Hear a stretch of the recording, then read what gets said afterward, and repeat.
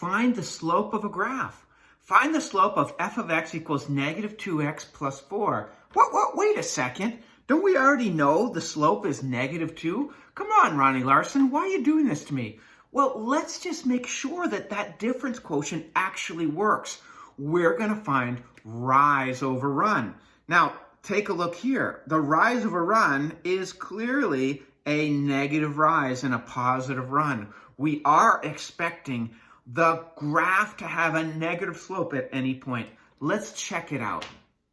By the way, what are we going to do when we do this to find this negative slope before we move on? I'm going to do this process. I'm going to pick this as x. Note, I don't know what that point is, but this is x, comma, f of x. I'm going to go forward, you guessed it, a distance of h. So this is x plus h. So this point is x plus h, comma, the function value of x plus h. Now I'm going to then take the limit of change in y over change in x.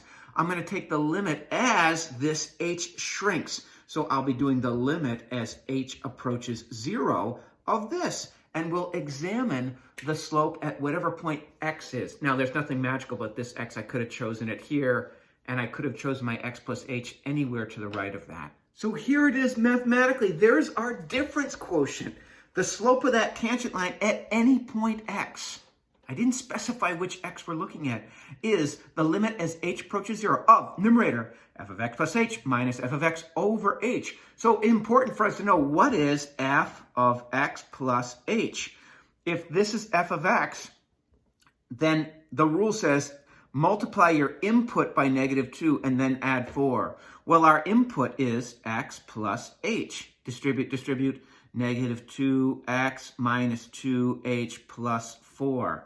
That's f of x plus h. How about f of x? Well, we're told that that's negative 2x plus 4.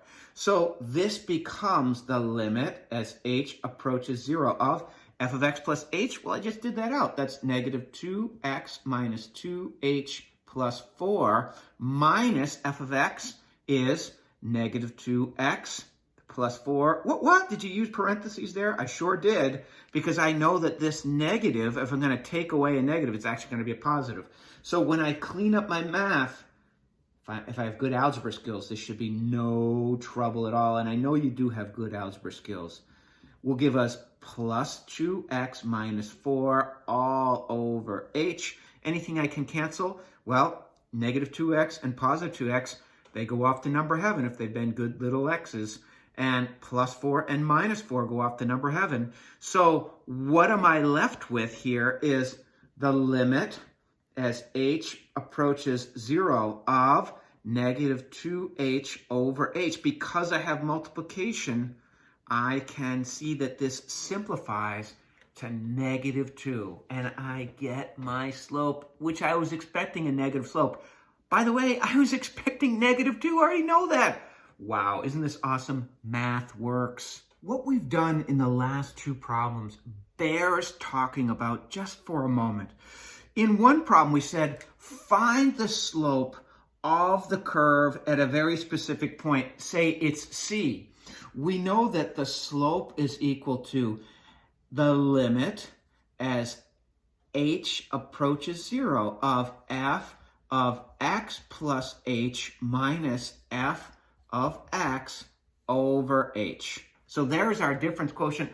And if we're concerned with what's happening at this very specific point C, then we're saying this point will be C plus h, and f of c. That's the input we're putting in.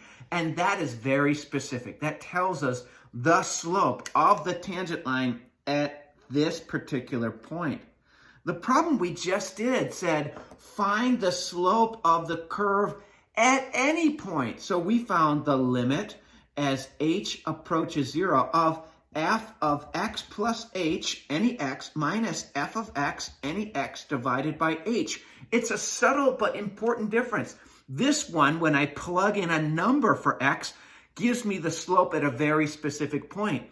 But if I just leave it as x, then I'll get an equation for the slope, which will be the derivative equation, which tells me the slope of the tangent line at any point on the curve. Do you feel the power of this second one? Once we find this, then we can plug in any x value and be able to tell what the slope or the rate of change at that point is.